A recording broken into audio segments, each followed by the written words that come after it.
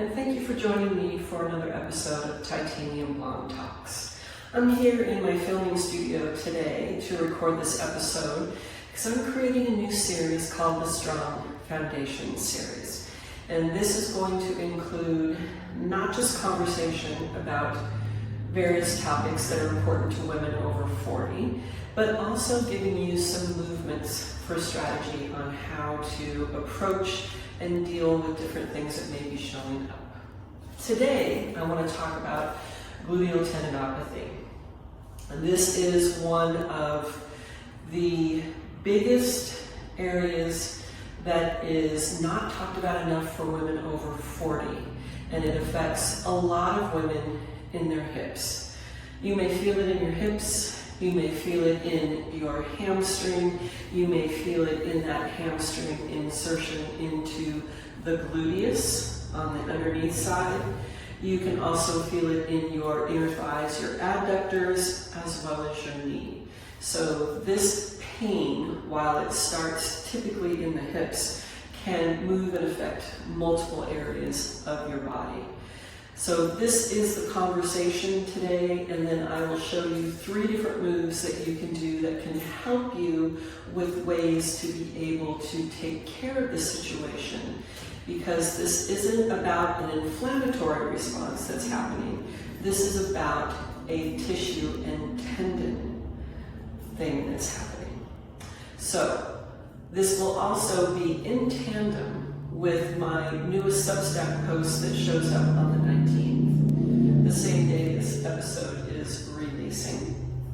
And you can go and sign up for my email list, and that will get you all of my Substack posts that come out once a week that gives all kinds of information as well as movements in video format that you can use.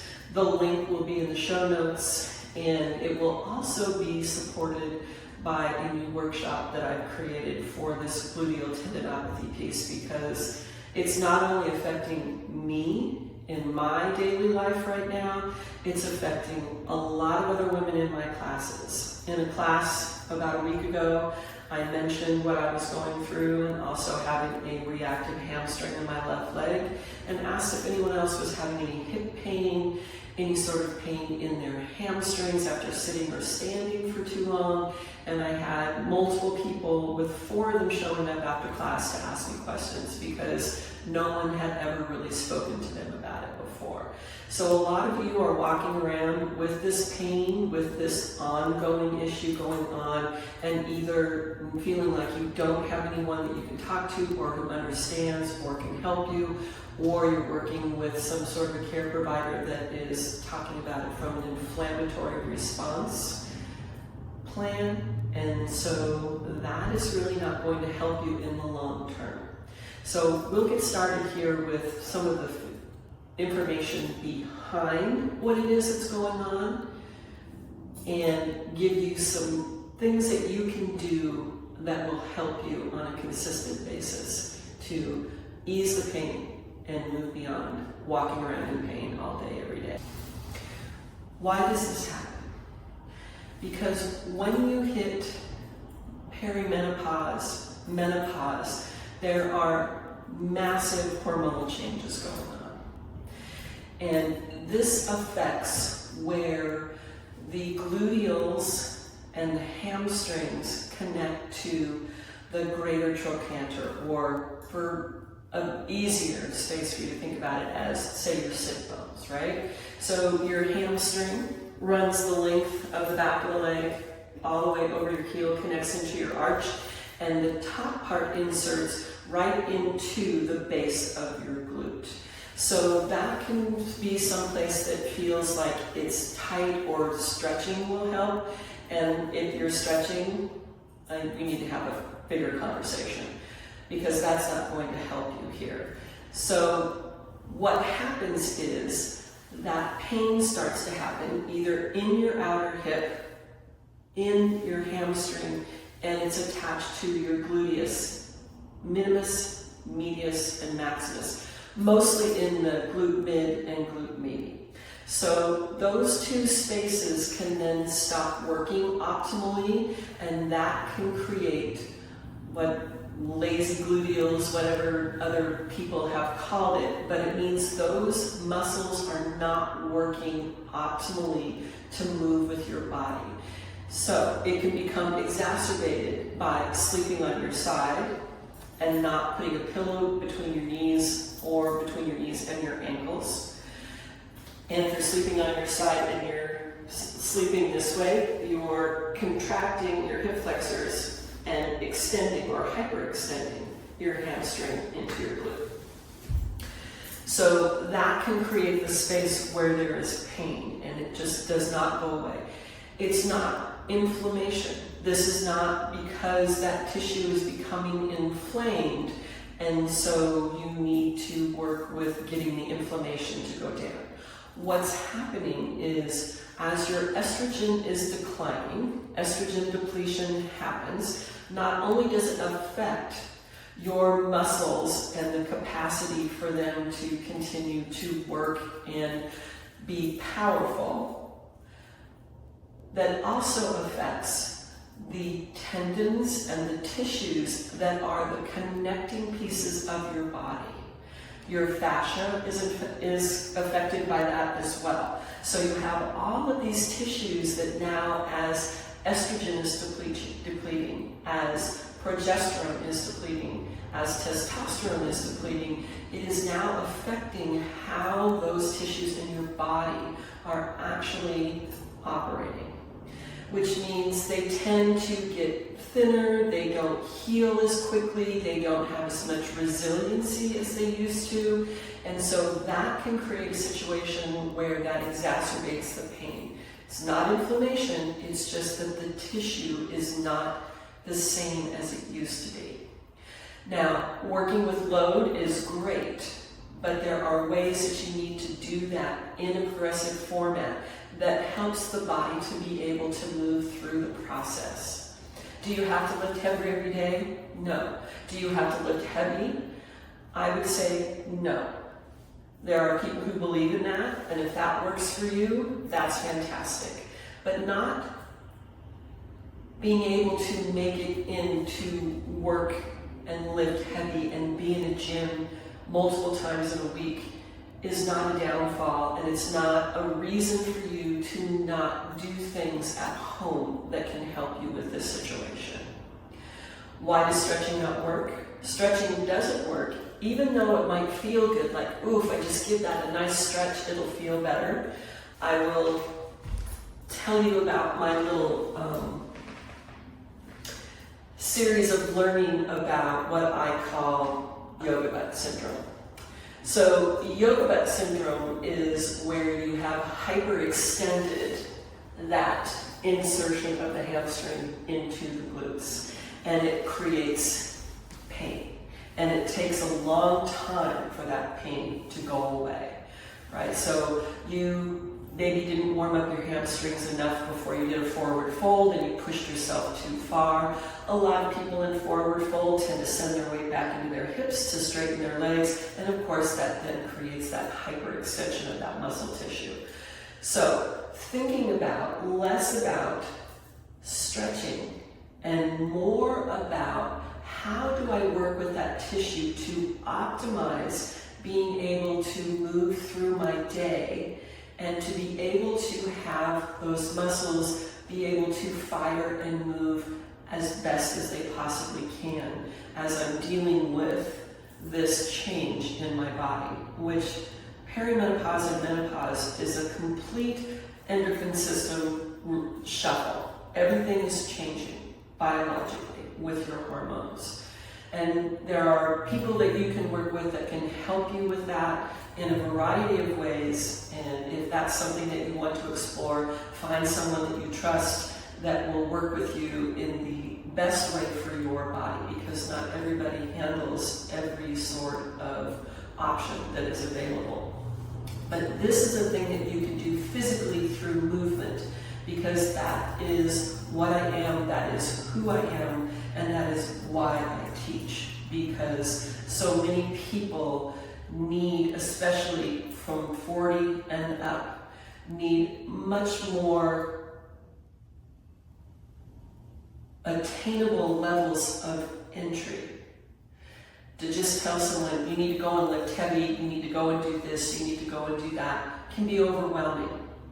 I also am a business manager of a health hub. I know how hard it is sometimes for people to walk through the door and not be overwhelmed by all the equipment, all the people, all the noise. And for some of us, especially when you're getting into those perimenopause, menopausal years, your central nervous system just can't handle it. And if your central nervous system is not calm or in a space where it feels safe, you are going to have limited range of motion because your body is going to hold.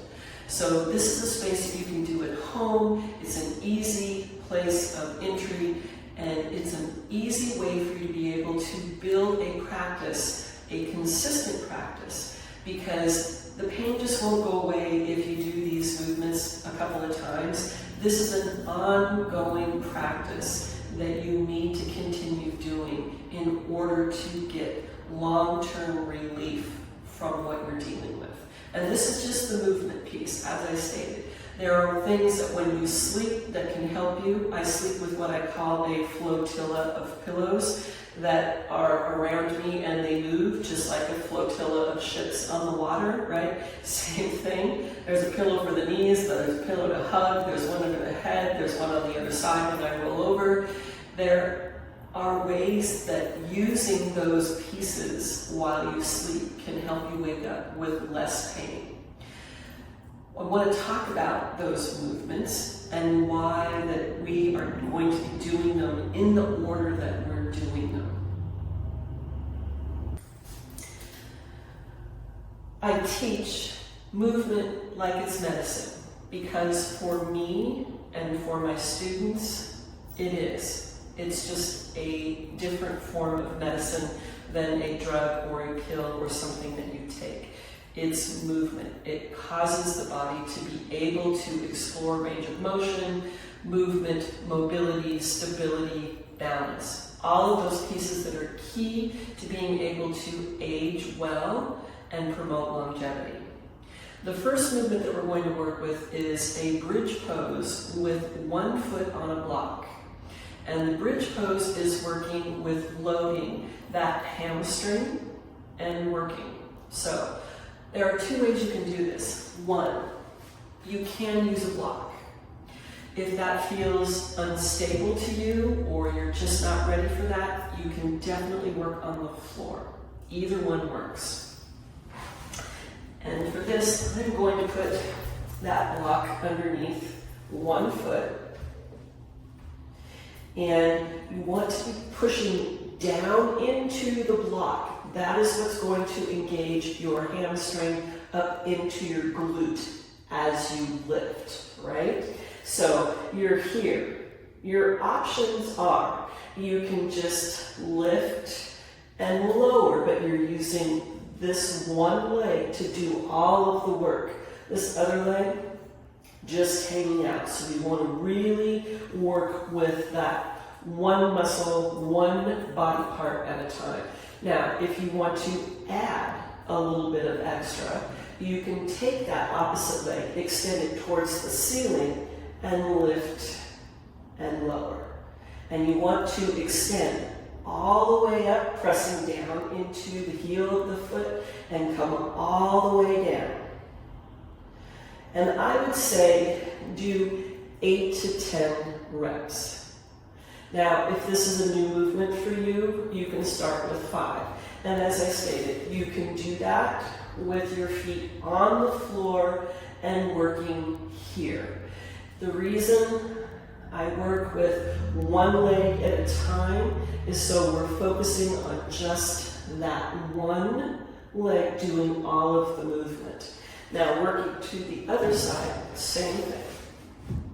Foot on the block, and you can either keep that other foot on the floor and you're pressing down and lifting, squeeze, squeeze, squeeze, right? Press through the foot.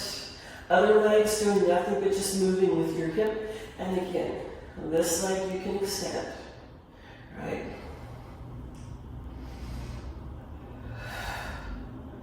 And as you're pressing up, use your breath, right? So you inhale coming down and exhale, extend. That's quick and easy. 8 to 10. You can do 1 set, you can do 2 sets. If you have been working with it for a while and you feel like you are at a point where you can go further, you can do 3. But give yourself a little bit of time. Start where you are, and you can always expand from there. Going too far the first time is going to create its own sort of pain, so then you're dealing with a very different situation. So that is the first one. And that is because we are working with movement.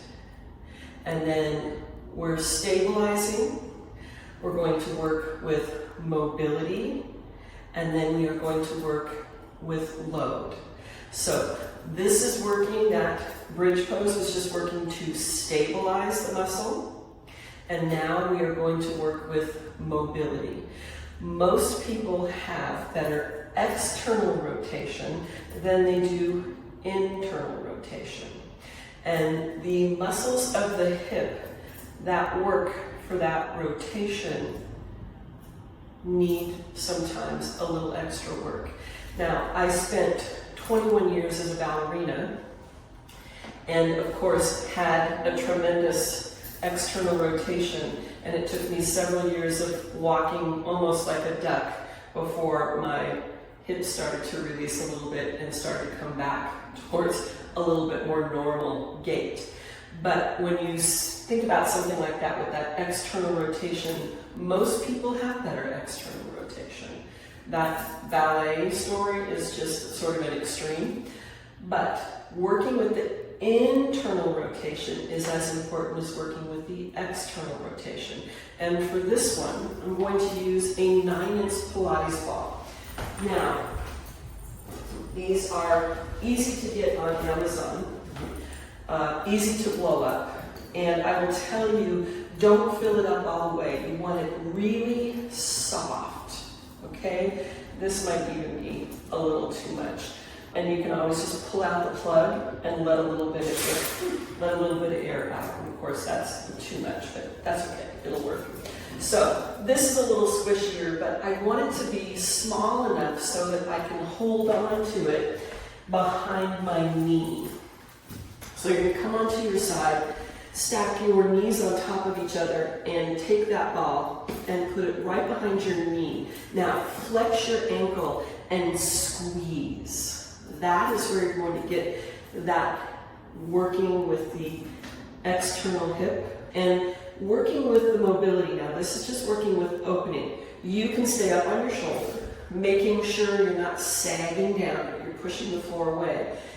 That will give you a certain range of motion. If you want a bigger range of motion, lay all the way down and lift for 10, 9, 8, 7, keep that ankle flexed, 6, 5, 4, 3, 2, hold on 1, and we're going to push back for 5, 4, 3, 2, 1. Come back to center. Now I want you to think about swiveling that inner thigh inward and drop the knee down behind. So make sure this leg is in front and lift. Reposition the ball here a little bit. Swivel and lift. Now the knee doesn't have to touch the floor. 3, 4, 5, 6, 7, 8, 9, last one is 10, and release. That's it. It's that simple. Make sure you do it on the other side. If 10 feels daunting, start with 5 or 8. You do want to do that one where you pause at the top and push back Making sure the ankle is flexed through that whole range of motion. That's going to be working to engage that hamstring and the outer hip. And when you do that pushback piece here, you're going to probably feel it right here, where sometimes if you're sleeping on your side, you're going to have that pain, and that muscle is going to be working to help integrate that movement. Last one is working with load. So for this one, because I want to make sure you can do this at home, is taking a weight. Now, because I don't have my shoes handy, I'm going to use a lighter weight. You're going to work on your belly, and you're just going to do hamstring curls. Now, you can do it without weight. If you don't have a dumbbell at home, you can do it without weight. Just make sure you have your ankles flexed so that you're engaging those hamstrings as you're moving. So from here,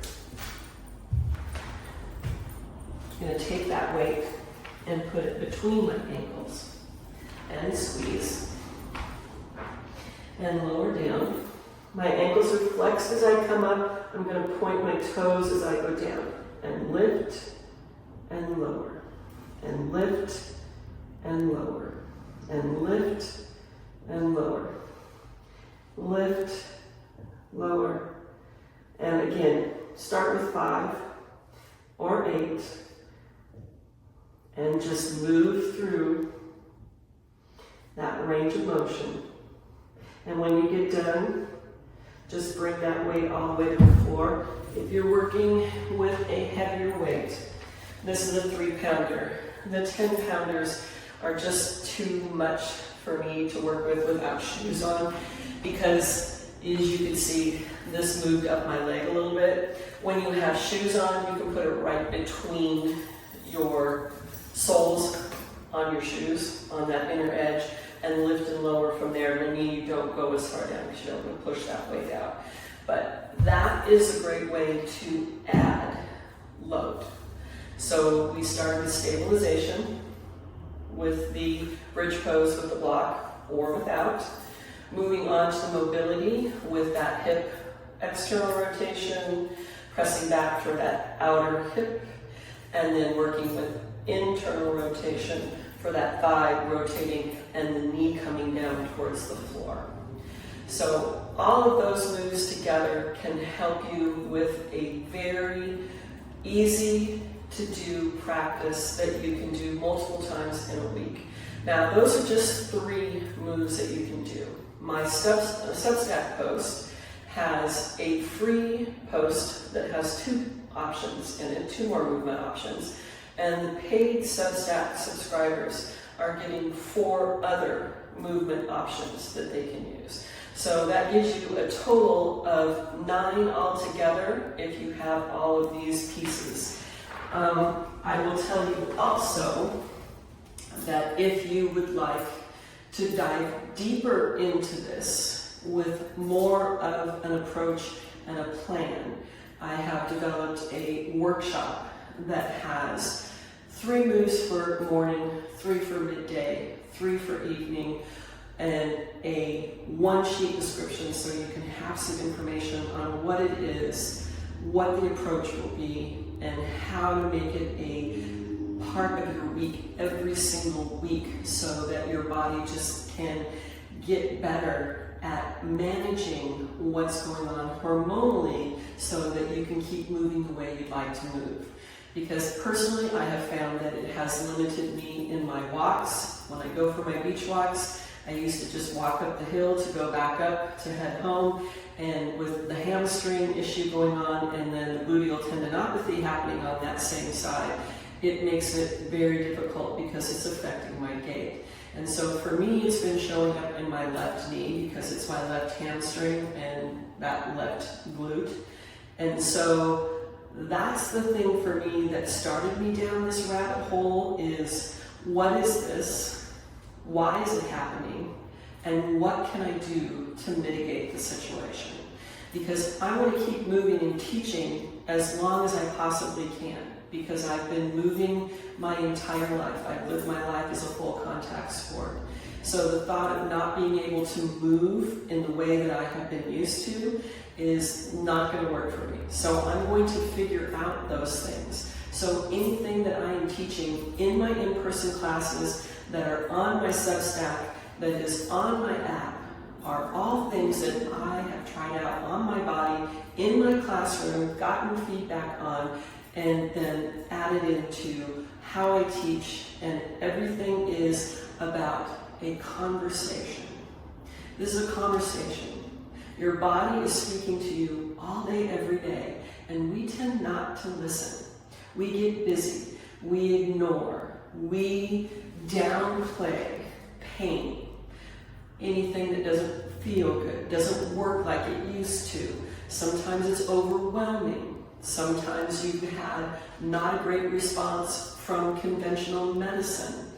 And so we move into a pattern of we hold, we tend to not acknowledge or speak about certain things because we don't want to sound like we're complaining, or we think no one else is going through the same thing, or they won't understand.